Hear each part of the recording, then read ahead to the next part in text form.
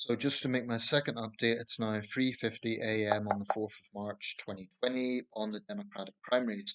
Apologies if the last video was a bit shaky, but I think Sanders was speaking at that time, or Biden, I can't remember. Yeah, I think it was Biden, and I wanted to cover that. A little bit of drama at the Biden speech. Some protesters got up on stage. There wasn't much commentary on that. Maybe it's almost expected nowadays. I don't know what their issue was. They seem to be women protesters. Who knows? Maybe there'll be some analysis of that later on. But Biden kept his composure. His wife and sister actually were kind of on the defensive. They looked quite concerned. Um, it's always a difficult thing in democratic politics how close can a candidate get to the people, because in countries like the United States, the UK, Canada, other Western democracies, politicians want to be right in there in the thick of it. Um, so where there's security issues, I'm thinking back to when President Ford was almost assassinated by the Manson member, Squeaky Fromme. Just as an example, and there's many, many examples in American history. Anyway, the results from California should be coming in about 10 minutes, so I won't make this one too long. Just do a little channel hop here, and I'll try my best to keep the laptop steady this time, showing the coverage channel to channel around the world. I'll just say this: if Biden does really well tonight, then I don't think Sanders will drop out, but I think he will all be on the phone to Elizabeth Warren. Biden may be on the phone to Michael Bloomberg, which may actually hurt Biden because Bloomberg is a very controversial figure in this race in terms of his vast billions. And I think Bloomberg made a mistake kind of rebuking those early states. They may not be much in terms of delegates, but it kind of looked like the elitist multi-billionaire turning down the little man because he just wants to buy the election. I mean, this is the Achilles heel for Michael Bloomberg, his vast wealth, whatever good policy areas he has. I mean, I think he's been very strong on the gun issue. This is still a sticking point. So it'll be interesting to see how the math plays out. Anyway, I'll just do a channel hop, and I won't comment on this, and I'll try to keep it as still as possible. So Al Jazeera, first of all. Video wall, and you got some new numbers, Rochelle. I do. So Super Tuesday is often a night of a lot of soul searching for candidates, and it's pretty safe to say that Senator Elizabeth Warren will have to do that type of soul searching. She has lost her state of Massachusetts. Joe Biden is projected to win the home state of the senator from Massachusetts, Elizabeth Warren. So there are 91 delegates up for grabs. He will get the majority of those delegates. This continues to be really a phenomenal night for Joe Biden. So let's take a look at the delegate count so far. So as I said, a great night for Joe Biden. He is at the top. There we go with 309 delegates. Bernie Sanders, 204.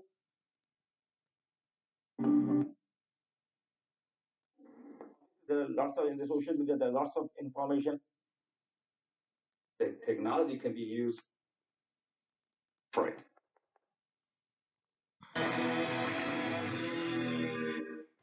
I'm Zain Asher in Lagos, Nigeria, and this is CNN.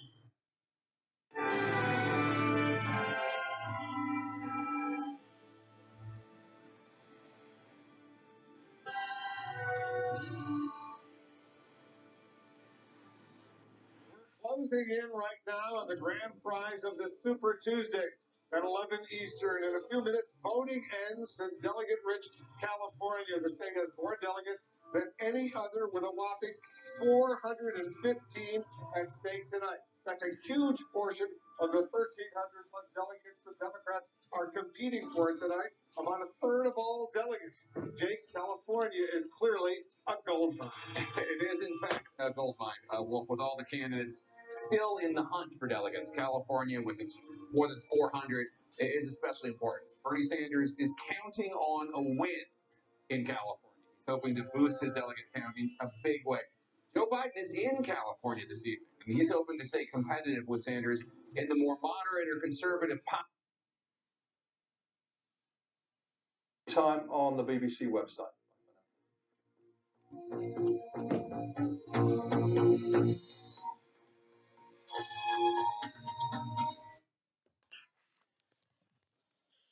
So there we have it. I just wanted to give a little varied mix there of Al Jazeera, CNN, BBC covering this, other networks covering the coronavirus.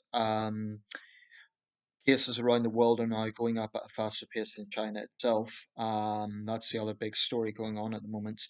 I watched the Prime Minister there, Boris Johnson, and his health advisors were giving an update on the situation in the UK, sort of strategies that we're taking, and even Johnson was even asked, like, would he not shake the hands of foreign dignitaries to sort of set an example, and how would that avert maybe a diplomatic incident?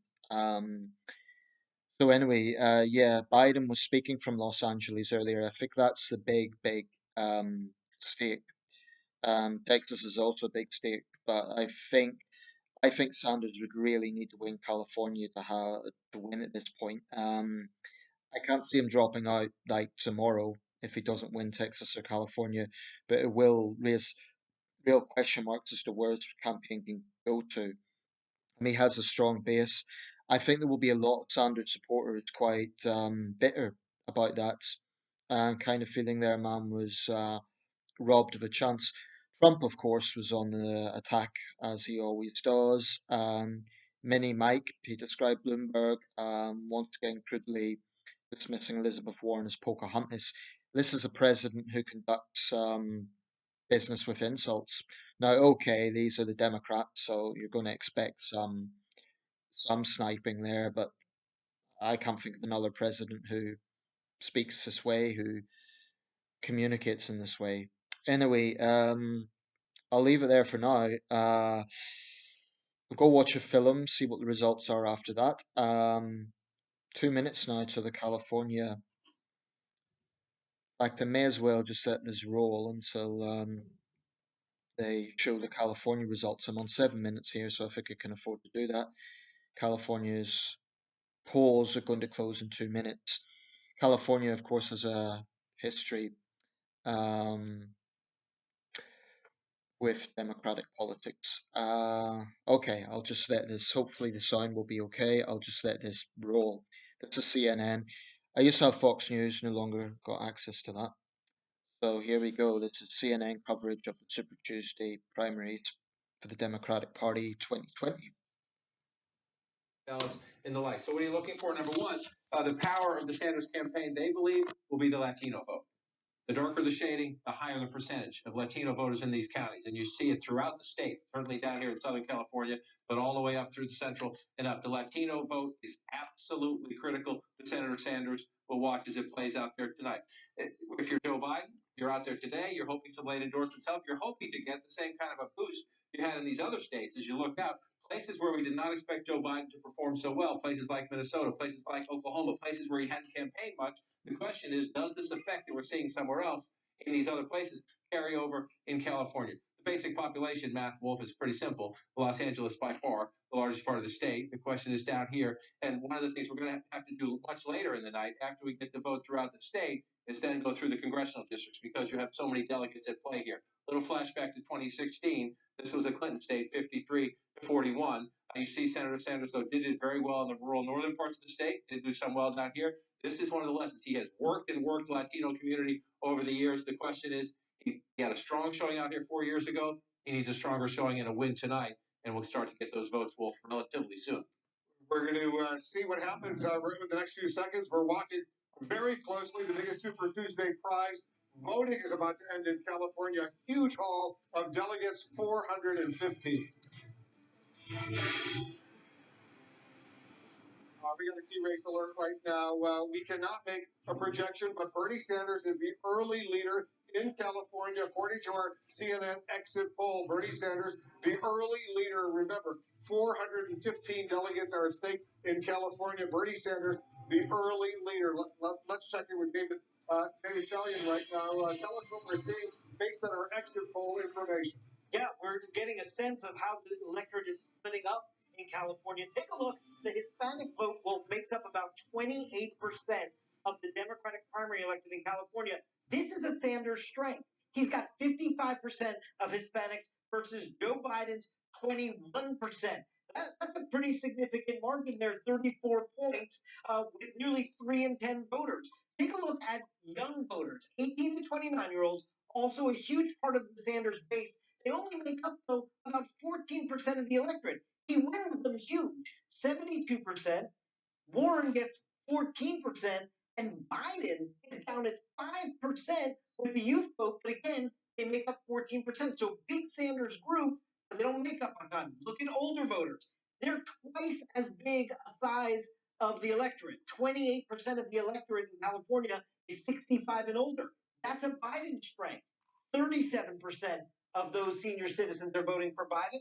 Sanders gets 18% of them, and Bloomberg gets 16% of them. You see how age is crucial in this Sanders-Biden fight, Wolf. Very interesting.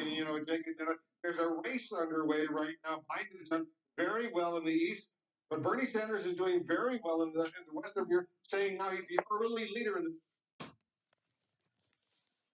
So I'll round up there. That's interesting. So Sanders leading in California.